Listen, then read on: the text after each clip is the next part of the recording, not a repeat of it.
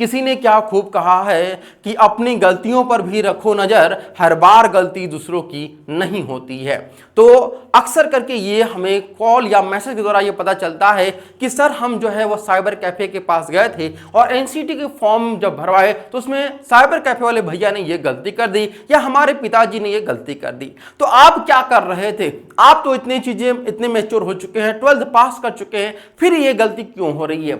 लेकिन फिर भी अगर आपसे ये गलती हो चुकी है, चाहे आपसे हो या फिर किसी और से, क्योंकि सुधारना तो है ही, अगर सुधारेंगे नहीं तो फिर वो फॉर्म आपका रिजेक्ट होने की संभावना बढ़ जाती है। तो सबसे पहले जानते हैं कि एनसीटी 2025 में करेक्शन विंडो आपका कब से शुरू हो रहा है। अगर करेक्शन विंडो आएगा तो क्या क्या बदलाव आप कर सकते हैं, क्या क्या चेंजेस कर सकते हैं, कौन कौन सी गलतियां आपने किया जिसे आप सुधार सकते हैं, इन सब के बारे में आपको इस वीडियो के माध्यम से पता चलने वाला है। तो चलिए बिना देरी किए आप आज अपनी सेशन की शुरुआत करते हैं। लेकिन उससे पहले आपको बता दें कि आपका आखिरी डेट जो है वह 16 तारीख तक है, यानी 16 मार्च तक है। और अब 16 मार्च से लेकर के 29 अप्रैल के बीच में बहुत कम समय बचा हुआ है। तो इस कम समय में आप जितना हो सके उतनी ज्यादा प्रैक्टिस करिए। और प्रैक्टिस के लिए अगर आपको बेहतर प्लेटफॉर्म लग रहा है हमारा पृष्ठान क्लासेस का, तो यहां से आप टेस्ट सीरीज ज्वाइन कर सकते हैं।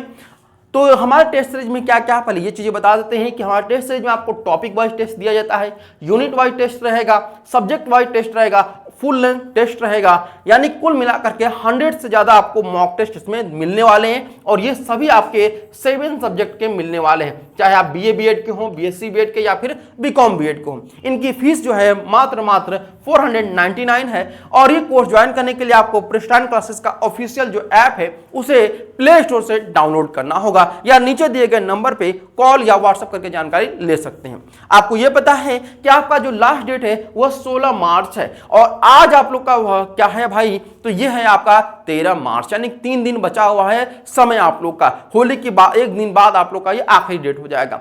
अब यहां पर 16 मार्च आपका आखिरी डेट है। करेक्शन डेट की बात करते हैं तो आपका 18-19 मार्च आपका करेक्शन डेट है। ध्यान रखिएगा 18-19 मार्च आपका करेक्शन डेट है। इसी में आपको अपना करेक्शन करना है। आपने जो भी गलतियां की हैं, आपने जो गलतियां की हैं उसमें क्या क्या सुधार कर सकते हैं इसके बारे में जानेंगे। लेकिन उससे पहले बता दें कि आपका जो यहां पर 29 अप्रैल को पेपर होने वाला है यह आपका 2 शिफ्ट में हो सकता है। शिफ्ट 1 जो होगा आपका सुबह 9 से 12 बजे के बीच में होगा और शिफ्ट 2 जो होगा वो शाम को 3 से लेकर 6 बजे के बीच में होगा। और टोटल जो आपका रहेगा समय 180 मिनट का। बहुत सारे स्टूडेंट बोलते हैं कि जो सर 7 सब्जेक्ट हम लोग यहाँ पे ले रहे हैं तो क्या सभी का अलग अलग पेपर होगा? नहीं, 7 सब्जेक्ट का जो पेपर होगा वो आपको 3 घंटे में आपको पेपर देना होगा। ठीक है, 3 घंटे यानी कि 3 आवर्स में आपको पेपर देना होगा, यानी 180 मिनट आपको मिलेगा। जैसा सीयूटी में होता है कि हर पेपर का अलग अलग दिन आपको पेपर होता है, 1-1 घंटा मिलता है, ऐसा कुछ भी यहाँ पे आपको नहीं होगा। एक ही दिन में आपको पेपर देना होगा। यहाँ पे एक चीज यहाँ पे एनटीए ने बोला हुआ है कि जब आपका ये 2 शिफ्ट तभी हो पाएगा, यानी 2 शिफ्ट आपका तभी होगा जब 50,000 से ज्यादा आपके फॉर्म आएंगे। एप्लीकेशन फॉर्म जब 50,000 से ज्यादा आएंगे तभी ये पॉसिबल है कि 2 शिफ्ट में होगा। अदरवाइज अगर 50,000 से कम फॉर्म होते हैं तो ये शिफ्ट एक ही शिफ्ट में आपकी कराई जा सकती है।